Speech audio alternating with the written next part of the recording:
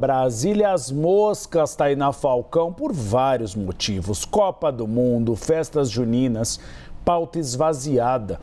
Essa semana vai ser de pouco movimento no Congresso Nacional, exatamente por causa de várias festividades no Brasil e no mundo. Nada de votação por esses dias. Os deputados e senadores prometem um esforço concentrado apenas antes do recesso parlamentar, lá para o início de julho. A Câmara com regulamentação da inteligência artificial e o PL da misoginia. O Senado Federal vai mirar os vetos presidenciais. Aline Beckett, deixa eu ver como está atrás de você o cenário. Tá as moscas. E cobram tanto da gente, tem que trabalhar, escala 6x1. Mas aí não existe escala 6x1 há anos.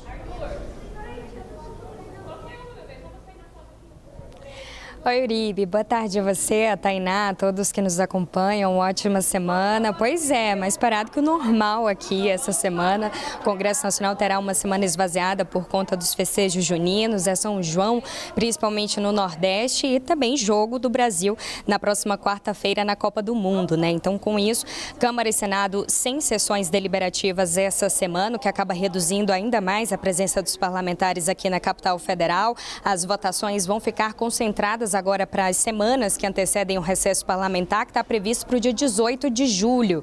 E aí os líderes partidários de bancadas, tanto da Câmara quanto do Senado, também já articularam, já acertaram uma semana de esforço concentrado a começar a partir do dia 29 de junho, finalzinho desse mês, para poder votar ali as pautas prioritárias para encerrar, então, o primeiro semestre do ano, já que no segundo semestre está todo mundo com a oficialização de suas candidaturas ali já encaminhadas e também fazendo suas campanhas eleitorais e seus redutos eleitorais. Na Câmara dos Deputados, como você bem disse, a previsão é de análise da regulamentação da inteligência artificial. Esse texto que já passou aqui pela Câmara, já passou aqui pelo Senado, está lá na Câmara em uma comissão especial e deve ir ao plenário.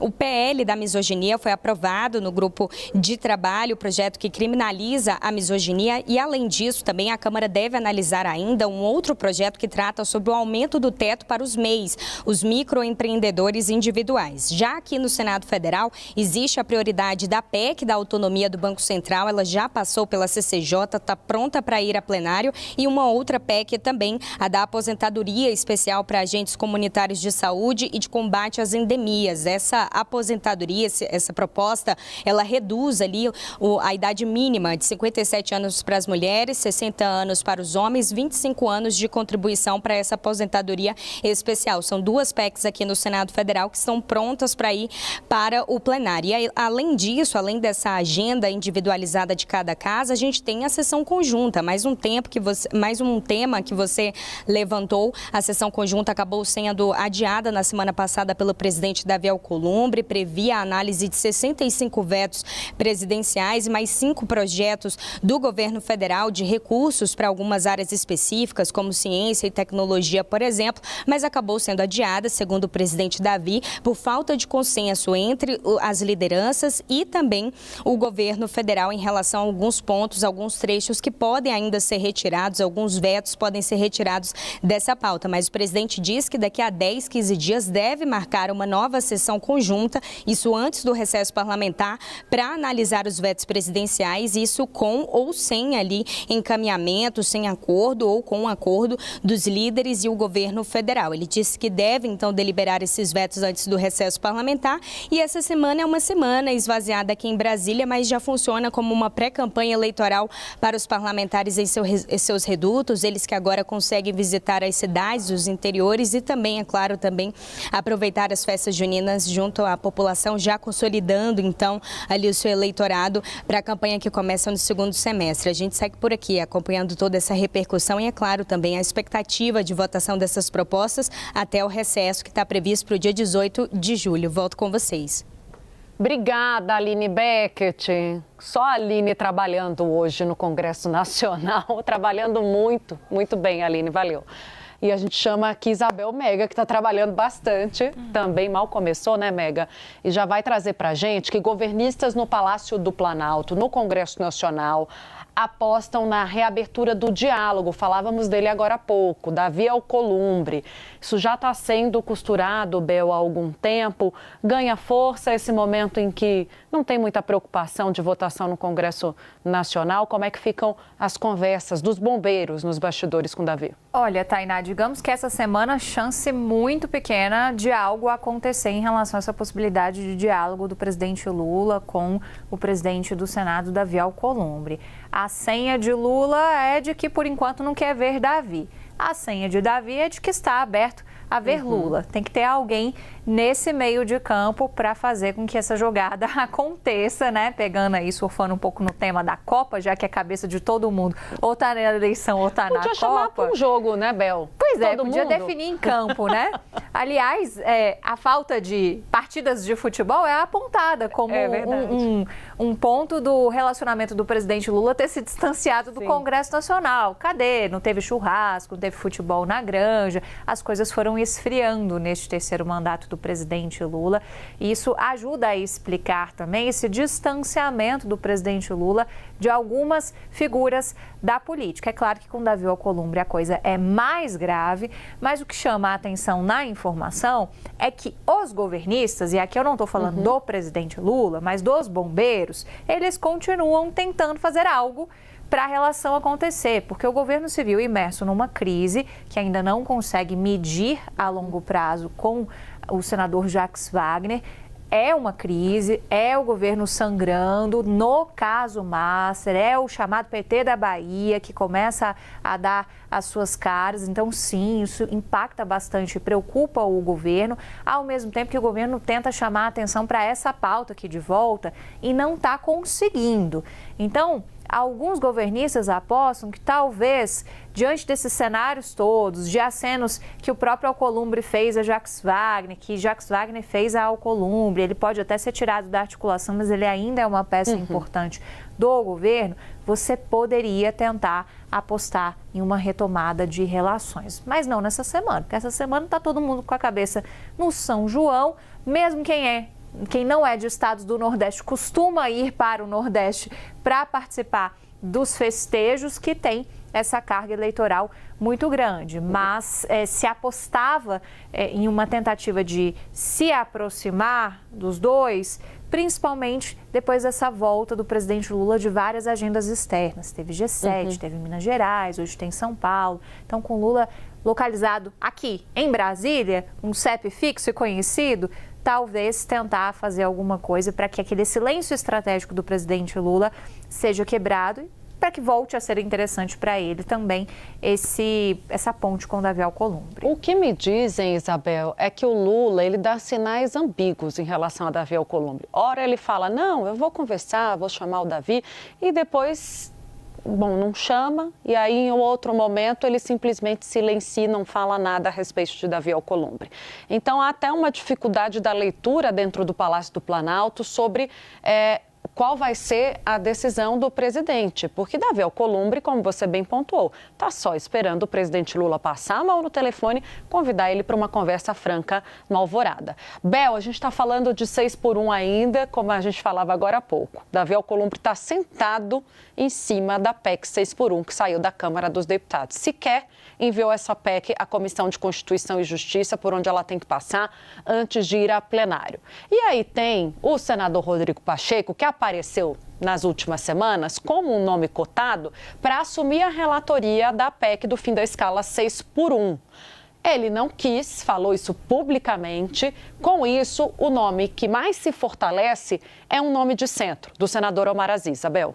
Seria o substituto na cabeça de Davi Alcolumbre de alguns governistas, já que Rodrigo Pacheco disse, olha, essa daí eu não vou topar não, tô passando, porque Davi Alcolumbre queria mesmo, era Rodrigo Pacheco para assumir essa tarefa. Alguns petistas torciam um pouco o nariz para isso, porque avaliam que, mas como assim, gente, ano eleitoral, ele nem vai ser candidato, tem que dar essa missão para quem vai ser candidato, porque ajuda também essa candidatura no seu estado.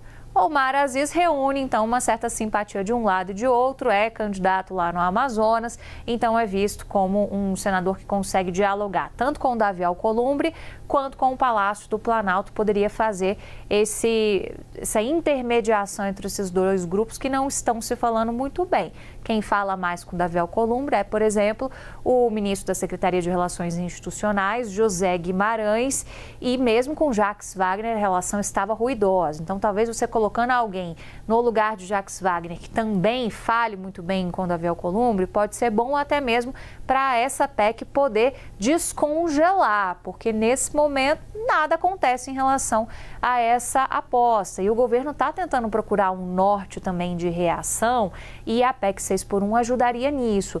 Por mais que o governo já tem muito bem desenhado uma estratégia de que, bom, se a gente não avançar com a PEC 6x1, a gente provoca mobilização popular, você tem aquela coisa do Senado inimigo do povo, você trabalha a retórica por esse lado, se a coisa não avança. Só que para avançar, e não está avançando em nada, você tem que ter pelo menos um despacho para a CCJ, o senador Otto Alencar está lá esperando.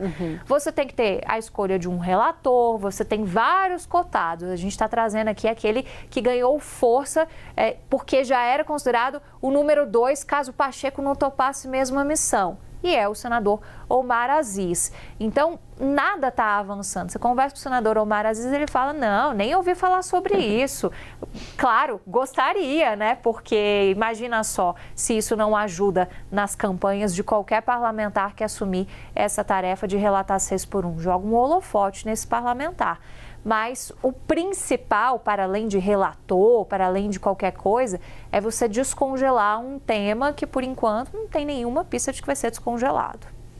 O Uribe está conosco, conduz agora direto de São Paulo. Gustavo Uribe, cadê você? Vou te convocar, Larissa Rodrigues, direto de Brasília. Eu fico até perdida quando você está longe, São muitas câmeras, minha amiga. São 10 câmeras em Brasília, 30 câmeras em São Paulo. É um investimento maciço da CNN Brasil, por isso que a gente se perde tanto. Mas a Larissa nunca erra a câmera, né, Larissa? Porque é uma só, pelo menos nesse estúdio onde você está, entendeu? Então só tem uma. Fica tudo mais fácil. É só olhar pra frente, aqui tá mais fácil, mas daqui a pouquinho eu vou ali, pertinho da Tainá também. E mantendo o topetinho na régua. A semana parada no Senado Federal deve adiar as discussões das 6x1. Já estavam adiadas, né, Larissa? O otimista é aquele que diz que está adiada, tá completamente paralisada.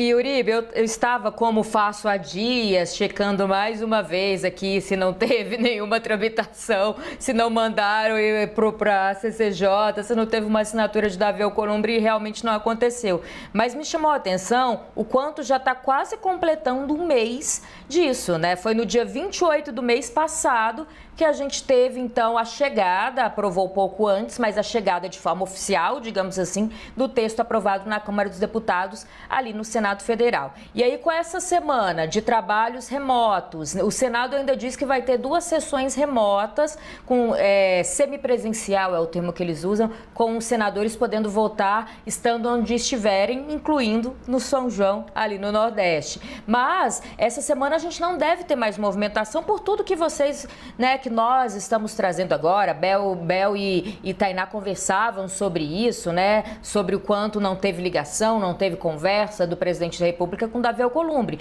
Mas, no fim das contas, a gente está chegando no final do mês de junho com essa proposta sem andar. Havia otimistas querendo que essa proposta fosse aprovada ali no Senado Federal antes do recesso parlamentar. A gente está terminando junho, mais ou menos ali na segunda semana do mês que vem, a gente já vai para o recesso parlamentar. E na volta, ouso dizer que não teremos quase nada de movimentação, porque aí de fato estaremos na campanha eleitoral, começando com a autorização do Tribunal Superior Eleitoral, com campanha em rádio e TV, né, com campanha liberada aí, palanque e tudo mais. Então a gente teve um mês sem avanço nisso, muito claro, porque Davi Alcolumbre tem resistido em dar andamento a esse texto antes de uma conversa com o presidente Lula, mas sem conversas também com o presidente Lula. Eu ouvi hoje, pela manhã, ali a gente sempre acorda na segunda-feira atrás das fontes para entender qual que é o clima da semana, o quanto o presidente também tem questionado se, de fato, aprovar esse texto vai ter mais mudança eleitoral.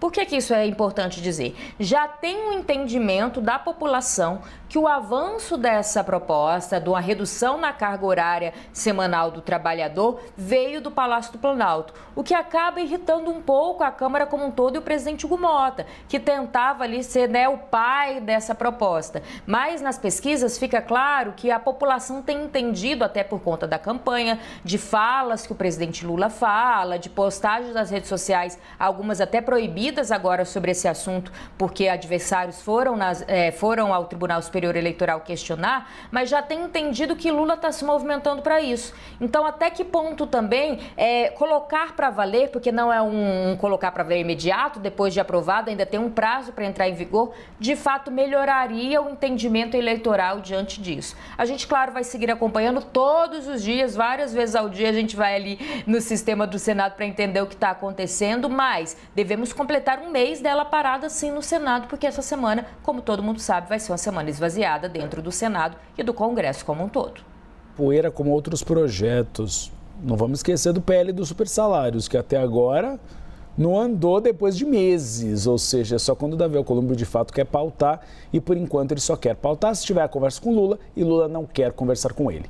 Obrigado, Larissa, pelas informações. Vamos continuar falando da 6x1, porque em entrevista ao CNN Money, Renato Correia, que é presidente da Câmara Brasileira da Indústria da Construção, disse que o fim da jornada de trabalho não é solução para a produtividade. Eu acho o tema extremamente importante. Pelo menos estamos debatendo produtividade, né? Nosso país não tem números bons de produtividade em relação à economia americana. Nossa produtividade é de 20%, né, da americana. E com baixa produtividade, a gente deixa de competir no mercado mundial, né, porque o nosso produto industrializado não tem como concorrer nesse mercado. Imagina o que uma China tem de produtividade hoje, os próprios Estados Unidos, né, a Europa. Então, nós realmente temos que debater produtividade. A medida da escala 6x1, né, realmente não vai ser solução de produtividade. Agora, pelo menos, está nos fazendo debater.